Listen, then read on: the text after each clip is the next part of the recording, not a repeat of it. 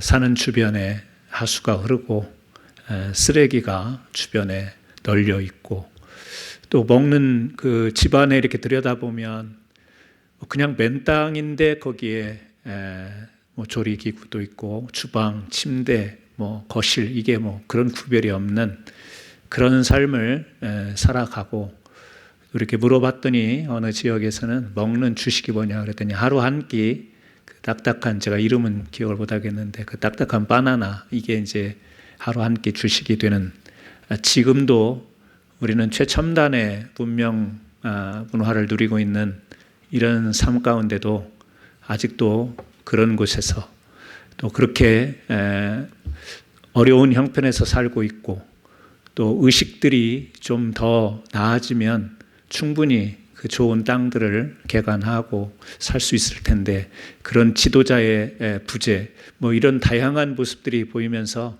안타까운 모습을 봤습니다만 우리는 잘 사는 입장에서 잘 먹는 입장에서가 아니라 어디든지 결국에 변화 또 개선 이런 것은 하나님의 이끄심이 있어야만 가능하겠다 그런 생각을 뭐 별다른 생각은 아니지만 그런 생각을 다시 한번 하게 됐습니다. 우리는 항상 우리의 삶을 잘 갖고 가는 것 같지만 하나님이 인도해 주시고 이끌어 주셔야만 사람다운 삶을 살아갈 수 있고 인간다운 인간의 삶을 영위해 갈 수 있지 않나 그런 생각을 해봅니다. 오늘 본문 말씀을 통해서 하나님의 감동을 따라 사는 삶이 아름답다 이런 제목입니다. 뭐 흔하디 흔한 이야기 같은데요. 여러분 우리 사람이 아름답게 살아가는 것을 추구하는 조금 학문적으로는 심미적 존재 이런 표현도 쓰기도 합니다. 아름다운 것을 다 좋아하고 아름다운 것을 추구합니다. 아름다운 것은 뭐냐? 사람에게 아름다운 것은 뭐냐라고 할 때 이렇게 좀 이야기를 해볼 수 있겠죠. 사람다운 것이 아름다운 것이다. 우리 인간에게는 인간다운 것이 아름다운 것이지 인간이 아닌 영역으로 우리가 가게 되면 그것은 아름다운 것이 되지 못하는 추한 것이 될 수 있는 그런 것이라는 거죠. 그렇다면 인간이 인간됨이라고 하는 것은 결국에 하나님이 정해주신 그 길을 우리가 제대로 알고 그 길을 걸어가는 것 이것이 우리 사람이 사람답게 사는 길이겠죠.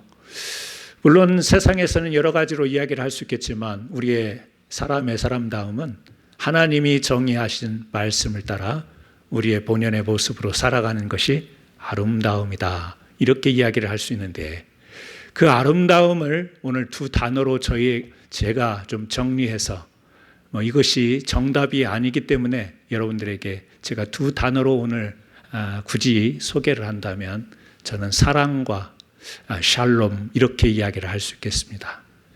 우리가 하나님이 정해주신 인간의 길 앞에 살아가면서 우리가 추구하는 그 삶의 양이라고 하는 것은 사랑과 샬롬을 추구하는 삶.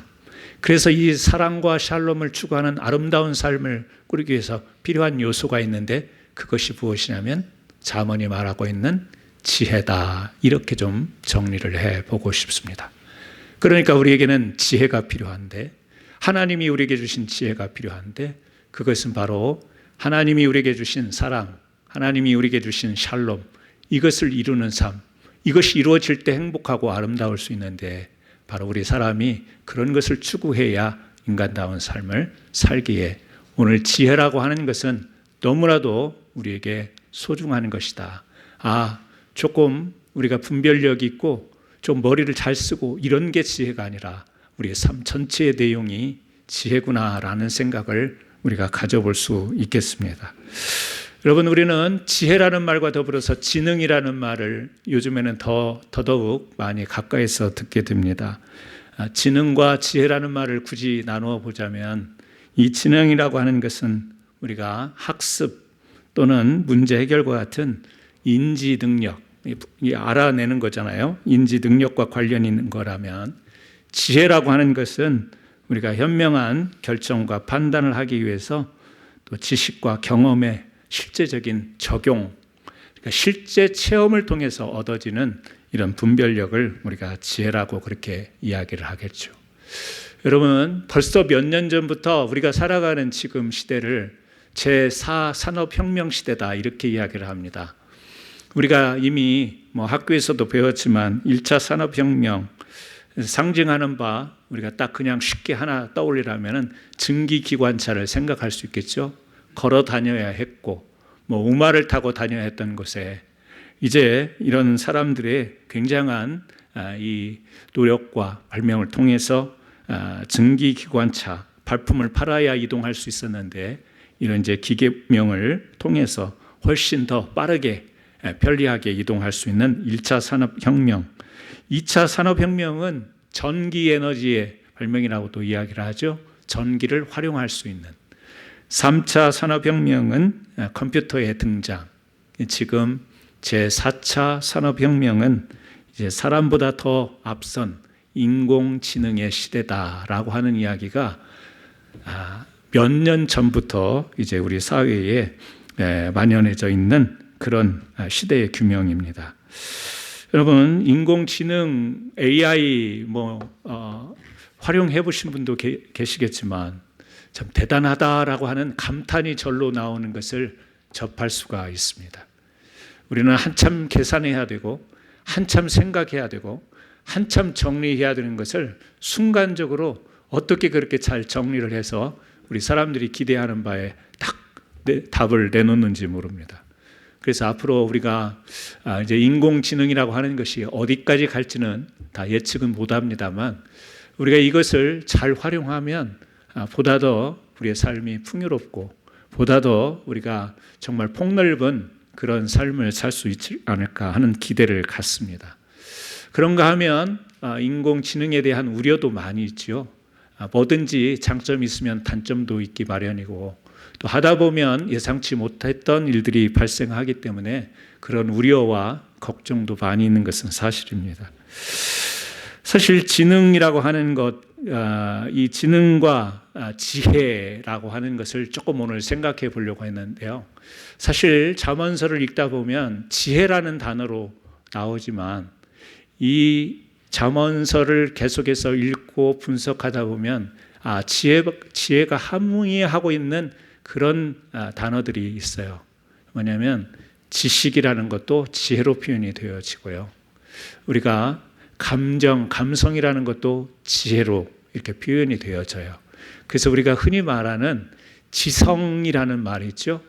지성이라는 말은 지식도 포함이 되고 지혜도 포함이 되고 우리의 감정도 포함이 되고 우리의 체험도 포함되어지는 전 인격적으로 드러나게 되는 이것을 우리가 이제 지성이다 이렇게 이야기를 하잖아요. 그러니까 지능이라고 하는 것은 우리가 어떻게 딱 학습되어지고 지식이 반되어져서 그것을 통하여서 우리가 판별하는 이런 것이라고 한다면 성경에서 말하는 특히 잠언서에서 말하는 지혜라고 하는 것은 보다 더 폭넓은 우리 사람이 가지고 있는 감정과 감성과 또 판단력, 분별력, 지식 모든 총체적인 그런 의미를 담고 있다라고 이 잠언서를 읽다 보면 그래서 잠언서에서 만나는 지혜라는 단어를 보다 보면 그것이 눈에 들어오는 것을 볼 수가 있습니다. 우리가 그래서 이 지능과 성경이 말하고 있는 이 지혜의 근본적인 차이는 이 지능이라고 하는 이 자체, 특히 인공지능, 이제 많은 사람들이 데이터를 모아가지고 데이터를 입력해서 어떤 사람들이 원하는 답을 요구할 때 잘 수평적으로 정리해서 우리에게 딱 답을 주는 이 인공지능이라고 하는 것, 이것이 못하는 것들이 있잖아요. 가장 첫 번째 우리가 그냥 흔하게 들을 수 있는 이야기는 감정이 없잖아요. 기계라고 하는 것, 데이터라고 하는 것은 감정이 없다라는 것이죠. 또 그것은 윤리가 도덕이 실현되는 것이 아니잖아요. 또 신체적인 우리가 경험을 통해서 그 경험, 체험을 통하여서 얻는 것이 아니잖아요. 그냥 지식들만 모아다가 다 사람들이 경험했던 이 사람 저 사람이 경험했던 데이터를 모아다가 거기서 답을 찾는 것이기 때문에 감정, 감성, 또 체험 이런 것들이 결여된 것이 인공지능이다. 그래서 어느 아티클을 보다가 제가 오늘 설교 말씀을 좀 시간을 할애해서 이것을 여러분들이 이미 알고 있는 내용이겠지만 같이 한번 좀 나눠보면 좋겠다고 하는 아티클을 좀 소개합니다. 인공지능과 지성의 차이점이라는 글을 봤는데요. 제가 그대로 소개를 해드리려고 해요. 5가지를 이야기합니다. 인공지능과 지성의 차이점.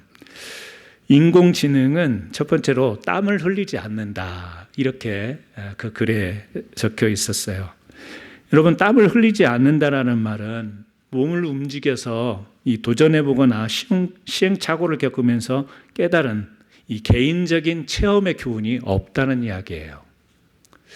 우리가 많은 일들을 하다 보면 내가 직접 몸으로 부딪혀 보잖아요. 생각도 하고 계산도 해보고 손으로 발로 뛰어보기도 하고 시도해보는데, 그래서 이렇게 해보니까 잘 되고 이렇게 해보니까 안 되고 이런 체험적인 게 있잖아요.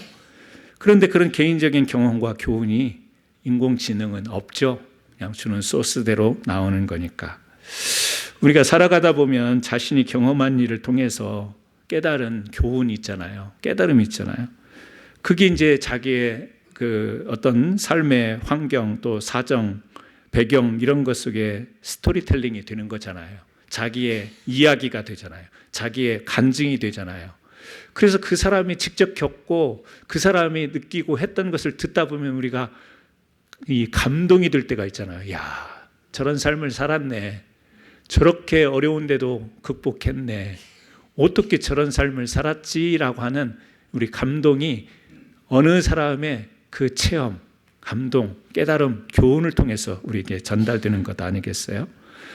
인공지능은 우리에게 감탄은 줘요. 왜? 너무 빠르니까. 그리고 너무 논리적으로 잘 정리를 해놓으니까 야, 어떻게 이렇게 순간적으로 내가 원하는 질문에 이런 답을 줄까? 감탄은 되는데 감동은 되지 않아요. 왜? 인공지능 자체가 그것을 체험하고 경험하고 실수를 반복하고 실패를 경험해서 얻어진 산물이 아니기 때문에 그렇습니다. 두 번째, 인공지능은 맥을 파악하지 못한다라는 거예요. 다시 말하면 커뮤니케이션의 핵심적인 능력, 이게 안 된다는 이야기입니다. 우리가 사람하고 이 대화를 하다 보면 어떤 때 이야기를, 제가 지금 설교를 하고 있는데요. 우리 성도님들이 앉아서 설교 말씀을 듣잖아요. 이렇게 설교를 하다 보면 우리 성도님들이 말씀을 잘 듣고 계신다. 아니면 저분은 딴 생각하는 것 같다. 이런 감이 와요. 그러니까 이제 설교를 제가 한두 번 한 게 아니잖아요. 그러면 그 주일에 설교를 하는데 제가 준비를 잘하고 못하고 여부를 떠나서 말씀을 전할 때 우리 성도님들의 반응을 보면 설교가 먹히네, 안 먹히네, 이게 느껴질 때가 있어요. 안 먹힐 때는 어떻게 해야 되나요? 그냥 계속 해야 되나요? 아니죠. 조금 방향을, 환기를, 주의를 좀 돌리기도 하고, 조금 사람들이 집중할 수 있도록 또 하고, 이렇게 그 순간순간에 대처할 수 있는 것, 이게 이제 우리 사람들이 필요하잖아요. 어떤 때는 농담을 했는데 막 사람들이 진담으로 알아듣는 경우 있잖아요.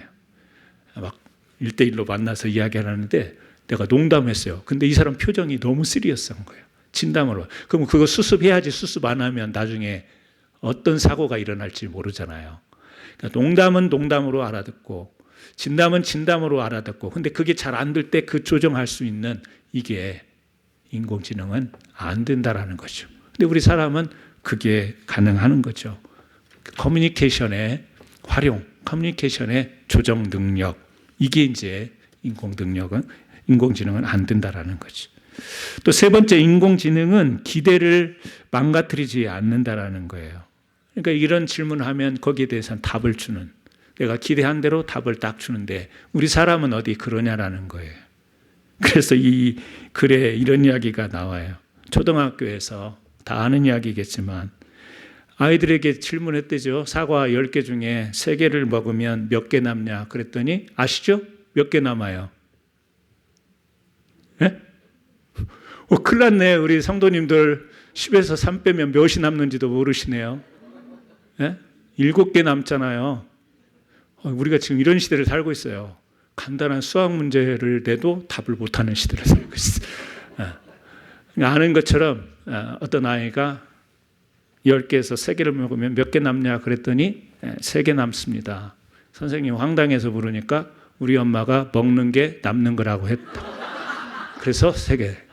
여러분 인공지능에게 10 빼기 3 그러면 7 정확하게 대답이 나옵니다. 근데 사람에게는 이런 답이 나올 수 있는 거예요. 그 말은 웃음말이 들 수도 있지만 색다른 반전, 역발상 이런 게 사람은 가능한 것이죠. 근데 색다른 곳에서 유머가 나오기도 하고 사람이 마치 윤활유를 뿌리듯이 뭔가 이 부드러운 이 사람의 그 대화 속에서 또 어떤 오고 가는 것 중에서 그런 역발상이 나오면서 사람만이 가지고 있는 살짝 본 답은 아니더라도 벗어나는 어떤 창조의 그런 능력이 있잖아요. 제가 오늘 아침에 경로대학 원서를 잠깐 정리를 했네요.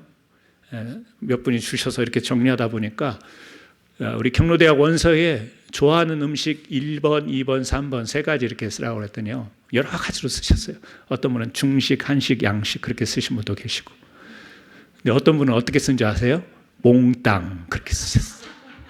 내가 조명작원삼이라고 말은 못해.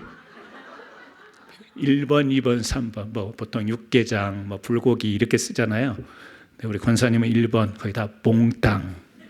야, 이게 사람인 거예요. 몽땅 알아듣잖아요. 이게 무슨 말인지. 아니 1번, 2번, 3번 썼으면 거기에 자신이 좋아하는 음식을 써야 되는데 왜 몽땅이라고 써라고 왜 이건 답이 아닌데라고 우리는 그렇게 분별하고 판단하나요? 웃죠? 재밌죠? 몽땅 다 드신다네 뭐 이런 우리는 알아들어요. 이게 뭐예요? 인공지능이 하지 못하는 일이에요. 사람에게는 생각지 않았던 색다른 반전 또 그리고 역발상 이런 게 있는 게 우리 사람인 거예요. 4번째, 인공지능은 익숙한 것에 엉뚱한 조합이 갖는 의미를 모른다. 단어 2개를 매치를 해보는데요. 이게 인공지능은 자기가 다른 입력된 정보를 가지고 답을 내놓지만 사람들이 생각하는 바를 거기까지는 미치지 못하는 것 같아요. 여러분 2 단어를 소개합니다. 독서와 피클. 또 결혼과 양파. 여러분 순간적으로 뭐가 생각이 나세요? 자, 독서와 피클. 뭐 이 글에 쓰인 대로 제가 설명을 하는 건데요. 책을 읽기 전에는 오이였는데 책을 읽고 나니까 피클이 되더라 그 말이에요. 우리가 그것까지 어떻게 헤아리겠어요? 그런데 이런 의미를 담고 사람은 언어를 활용하고 언어를 쓰는 거예요. 결혼과 양파. 결혼 생활을 해보니 까도 계속 새로운 것이 나오고 양파를 깔 때 눈물이 흘리는 것처럼 행복을 추구하는 결혼이었지만 슬픈 일도 있고 괴로운 일도 있다. 뭐 그런 의미로 이 결혼과 양파라고 하는 다른 성질의 2 단어를 우리 사람들은 조합을 해서 이해를 한다라는 거예요. 의미를 부여해서 말을 한다라는 거예요.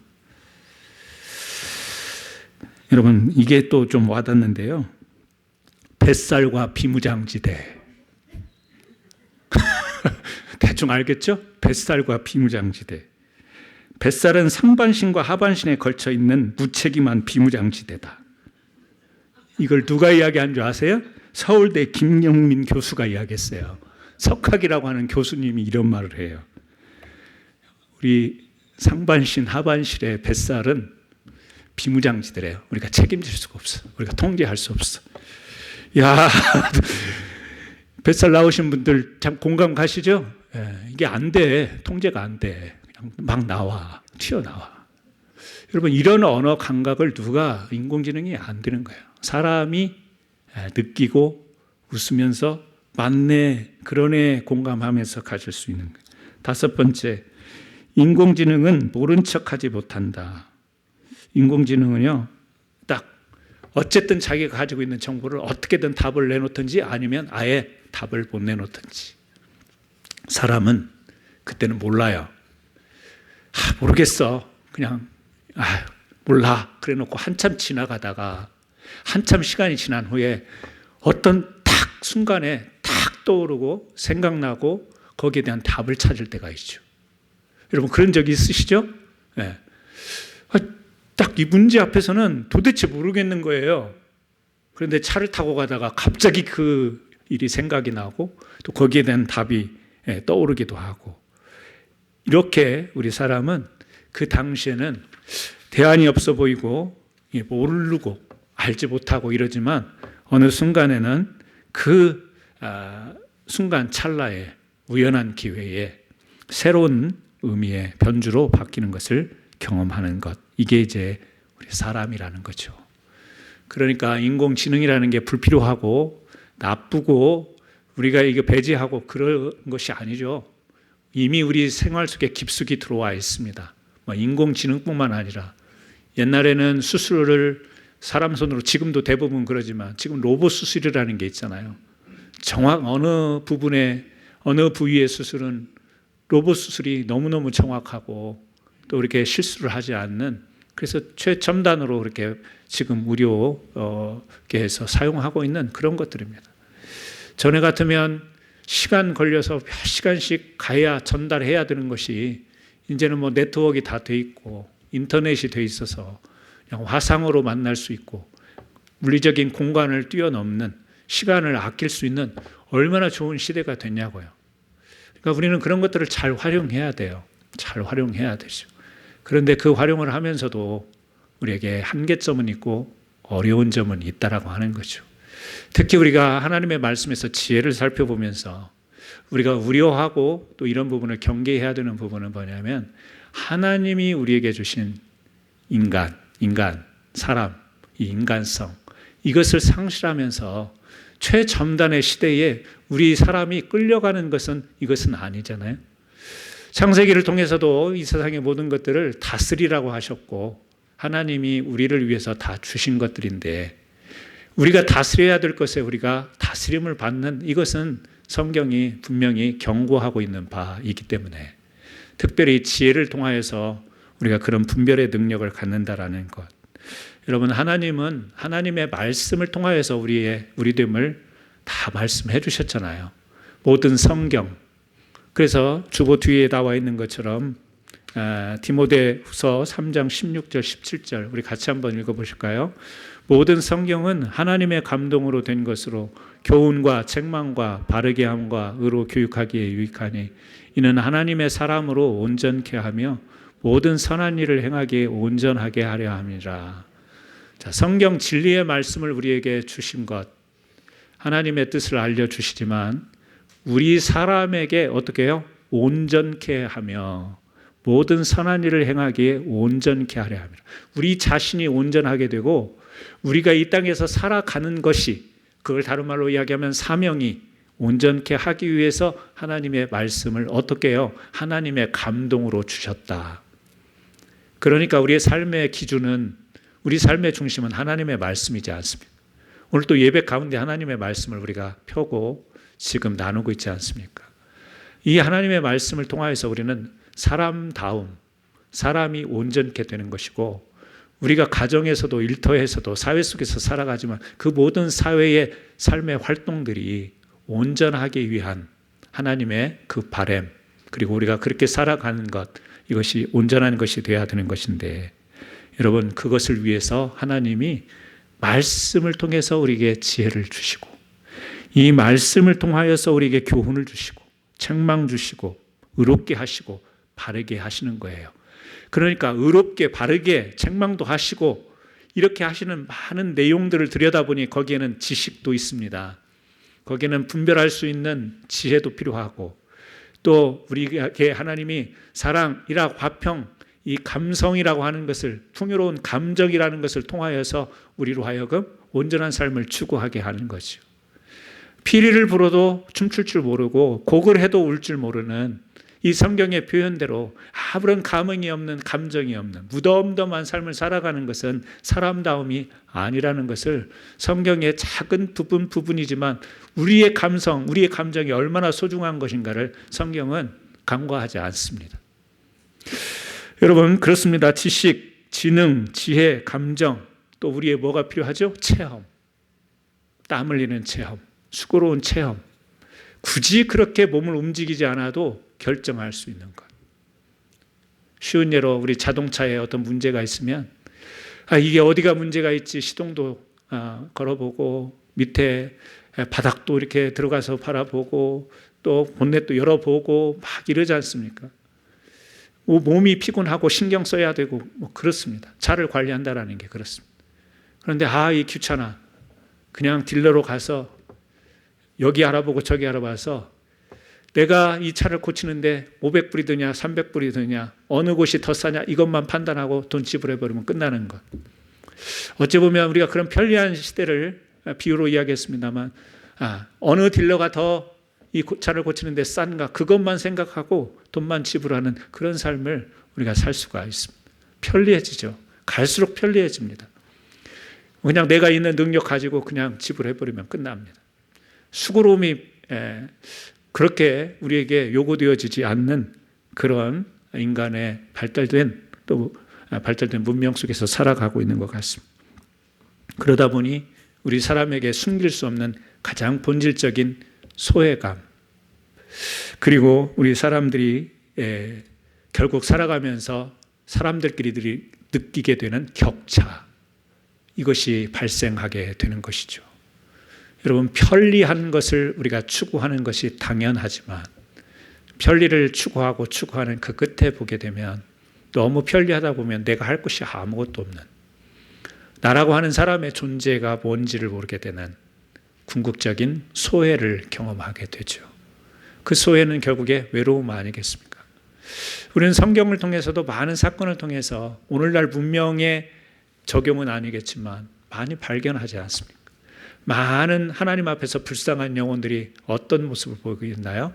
하나님으로부터 떨어지고 하나님으로부터 멀어지고 하나님으로부터 도망친 그들의 삶은 소외예요. 그리고 외로움입니다.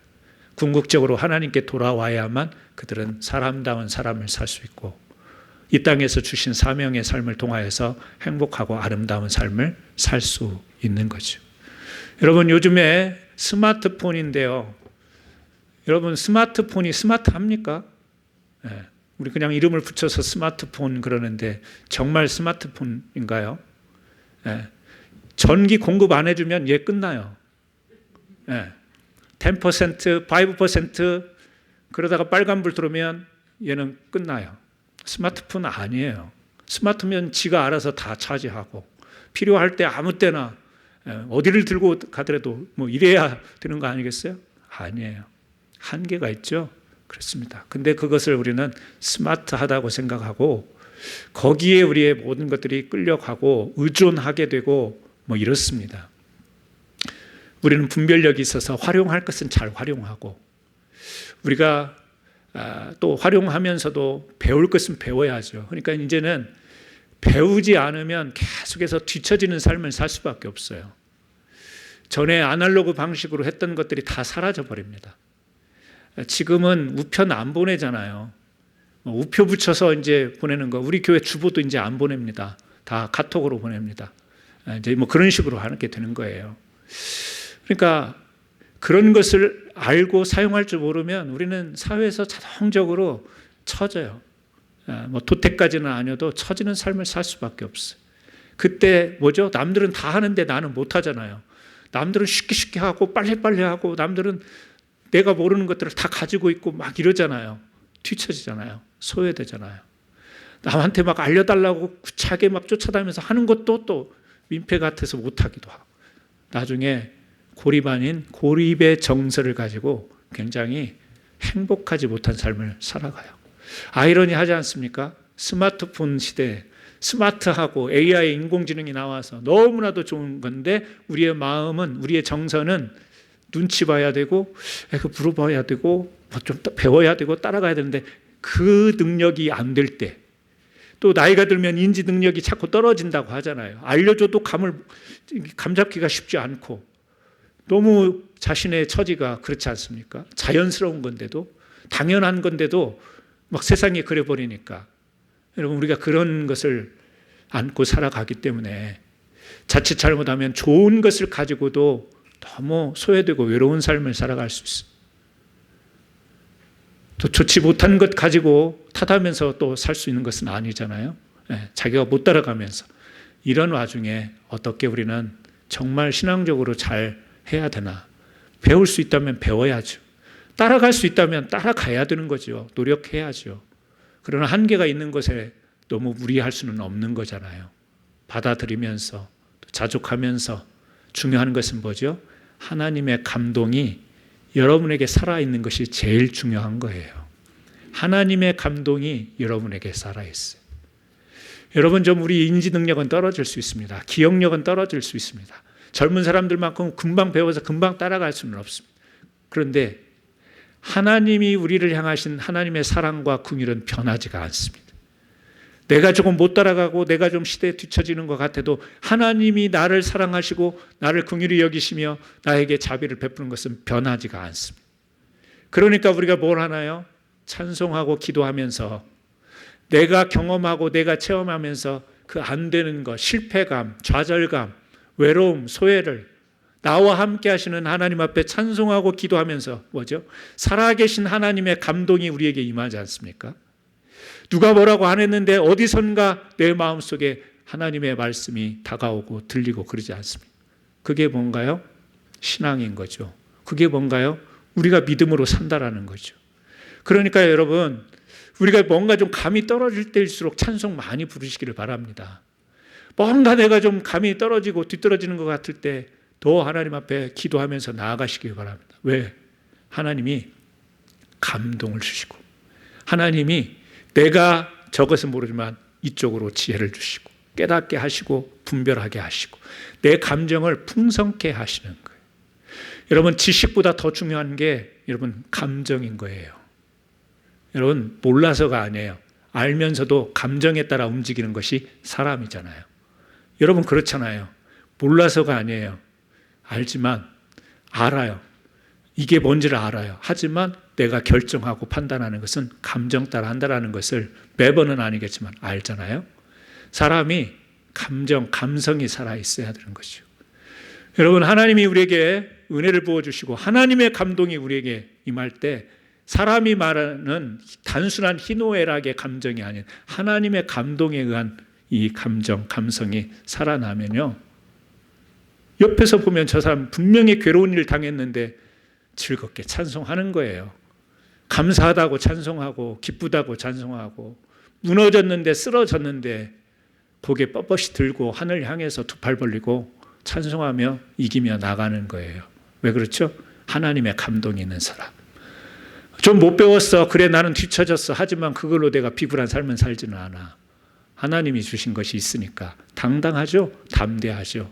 그게 뭐예요? 하나님의 감동에 의해서 사는 사람. 연세가 드실수록 위축될 수 있습니다. 그것은 우리 몸이 느낍니다. 우리 몸이 체험하고 있는 바입니다. 인공지능에 맡기고 시원한 답들은 금방 주니까 그것을 금방금방 쓸 수는 있지만 자기 것이 아닙니다. 내가 나이 먹으니까 생각도 안 나고 눈도 침침하고 뭐예요? 체험하고 경험하면서 안 되는 것, 그럼에도 불구하고 하나님의 사랑과 자비는 변함없이 나와 함께 하신다라고 하는 것이 여러분에게 샬롬이 되는 거예요. 여러분에게 평안이 되는 거예요. 그래야 우리가 이 세상에서 앞으로 어떻게 바뀔지 모르는 세상에서 이 믿음을 쉽게 저버리지 않고 이 믿음 신앙생활 내가 20년 30년 해보니까 그게 그거야, 구태연한 것으로 보내버리고 뭔가 새로운 거, 뭔가 반짝이는 거, 뭔가 우리에게 번뜩이는 것을 주는 것을 쫓아가는 삶을 우리가 분별하며 거기에 치우친 삶을 살지 않는 거예요. 우리 사랑하는 성도 여러분, 저는 우리 성도님들이 사랑과 샬롬, 오늘 이 두 단어를 기억했으면 좋겠어요. 여러분, 오늘 뱃살 비무장지대 이런 건 생각하지 마시고요, 샬롬과 사랑, 이걸 기억하시기 바랍니다. 나는 하나님의 사랑으로 살아. 세상이 뒤집어져도 나는 하나님의 사랑, 그리고 하나님이 주신 감동으로 나는 샬롬의 삶을 살아. 이게 내 신앙 고백이야. 이렇게 살아갈 수 있는 참된 지혜자 되시기를 예수님의 이름으로 축원합니다. 같이 기도하시겠습니다. 오늘 기도하실 때 우리가 그렇게 기도했으면 좋겠습니다. 짧은 기도, 설교 제목과 같은 기도했으면 좋겠습니다. 하나님의 감동 따라 사는 삶이 아름다운 삶입니다. 하나님, 제가 그렇게 살기를 원합니다. 우리 같이 한번 기도했으면 좋겠습니다. 기도하십니다. 하나님 아버지, 오늘 잠언서 8장 말씀을 함께 나눴습니다. 하나님, 오늘 잠언서 8장 17절 말씀, 나를 사랑하는 자들이 나의 사랑을 입으며 나를 간절히 찾는 자가 나를 만날 것이라는 말씀은 바로 지혜를 바로 1인칭처럼 사람처럼 여기면서 지혜를 사랑하고 지혜를 찾으라는 말씀이었습니다. 하나님 아버지, 오늘 우리 사랑하는 성도들이 지혜를 추구하는 삶을 살아갈 수 있도록 은혜 베풀어 주시옵소서. 하나님, 지혜가 순간적으로 우리가 좀 더 나은 삶을 살기 위한 수단과 도구가 되기 위한 지혜가 아니라 하나님이 감동으로 우리 사람이 사람답게 그리고 하나님이 주신 사랑과 샬롬을 지켜내는 이 아름다운 인생을 사는데 너무나도 소중한 것이기에 이 지혜를 말씀하고 계십니다. 오늘 우리 사랑하는 성도들, 최첨단의 시대, 인공지능의 시대를 살아가고 있습니다. 이제 물어보면 답을 척척 주는 그런 시대를 살아가고 있지만 여전히 우리는 우리 몸으로 몸부림치며 땀을 흘리며 수고하며 체험하면서 체득하고 또 실패와 또 많은 경험을 통하여 얻은 하나님 인생의 지식, 또 지능, 감정, 그리고 우리까지 다 동원해서 살아계신 하나님께서 우리의 인생을 인도하시는 그 길을 아름답게 따라가는 거룩한 백성들 되게 하여 주옵소서. 참된 사랑과 샬롬을 추구하는 지혜자들이 되게 하여 주옵소서. 예수님의 이름으로 기도합니다. 아멘.